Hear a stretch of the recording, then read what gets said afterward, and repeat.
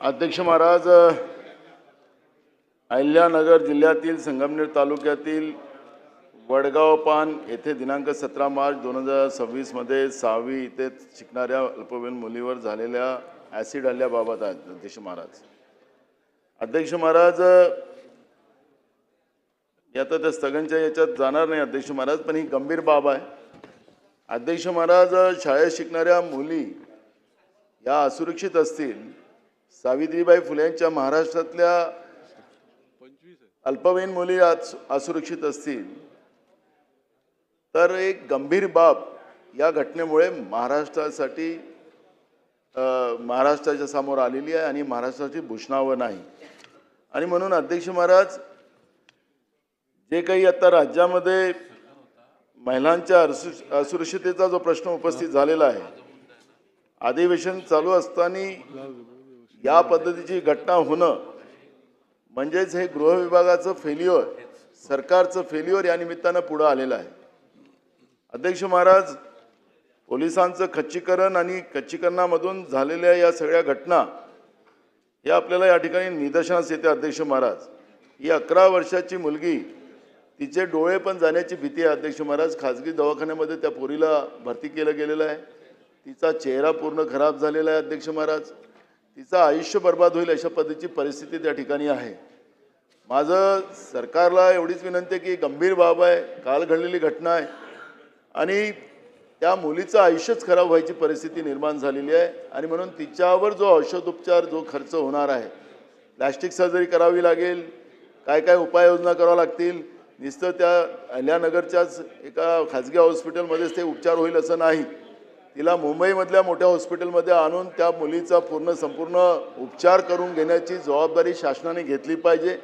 आणि संबंधित विभाग, जे काही अधिकारी त्या ठिकाणी आहेत त्यांच्यावर, कारण की तो गुन्हेगार सापडलेला नाही, गुन्हेगार पळून गेलेला आहे.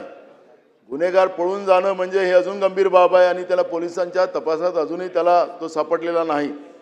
आणि त्याच्यामुळे त्या मुलीवर आणि त्या परिवाराला आलेल्या संकटावर तातडीनं मदत करणं आणि त्या मुलीला मुंबई शहरामध्ये आणून मोठ्या हॉस्पिटलमध्ये तिच्या सगळ्या चेहऱ्याचं जे विद्रुपीकरण करण्याचं काम झालेलं आहे या ॲसिड हल्ल्यामध्ये, त्या दृष्टिकोनातून आपण संपूर्ण खर्च शासनाने त्याच्यामध्ये करावा ही भूमिका या ठिकाणी आहे. आणि पुढच्या काळात अशा घटना महाराष्ट्रात घडू नये या पद्धतीचं सरकारने पावलं उचलावीत ही भूमिका मी या ठिकाणी मांडतोय.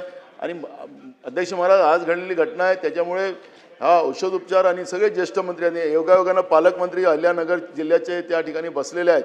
ते आता काय खेळतात मला माहिती नाही. आणि महिला बालकल्याणच्या त्या ठिकाणी मंत्री पण बसलेले आहेत. अहिल्यानगरचे पालकमंत्री पण या ठिकाणी बसलेले आहेत. काय गेम खेळतात अध्यक्ष महाराज ते एवढ्या गंभीर बाबीवर. आणि म्हणून अध्यक्ष महाराज, ते बघा ना काय खेळतात, मोबाईलवर खेळतात आहेत. स्थगनमध्ये हा विषय आला असताना अध्यक्षांनी रुलिंग दिलेलं आहे. नाना,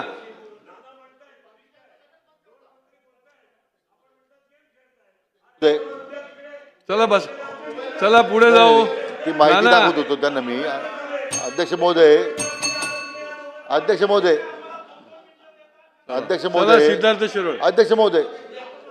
अध्यक्ष महोदय, सन्मान्य सदस्य यश नानासाहेब पटोले म्हटले, तीच माहिती सन्मान्य मंत्री महोदयाशी मी चर्चा करत होतो, कारण तो शालेय शिक्षणाचा विषय होता. अध्यक्ष महोदय, 13 वर्षाची ती मुलगी जी आहे, वडगाव पान म्हणून गाव आहे संगमनेर तालुक्यामध्ये, ती शाळेतून जात असताना सायकलवरून पाठीमागून एक मोटरसायकल स्वार आला आणि त्याने ती ॲसिड त्या मुलीच्या अंगावर फेकली.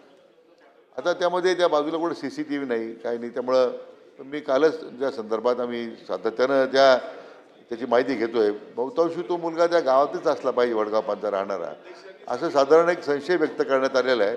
गावकऱ्यांची त्यासाठी आता आपण नाही, ते आता प्रवरा मेडिकल ट्रस्टमध्ये त्यांना मेडिकल कॉलेजला ॲडमिट केलेलं आहे. चेहरा त्याचा विद्रूप झालेला आहे. तो 100% खर्च आपण त्या मुलीचा आपण मोफत करण्यात निर्णय घेतलेला. चला सिद्धार्थ शिरोळे. अध्यक्ष महोदय, महाराष्ट्र हे देशातील सर्वात प्रगत राज्य असूनही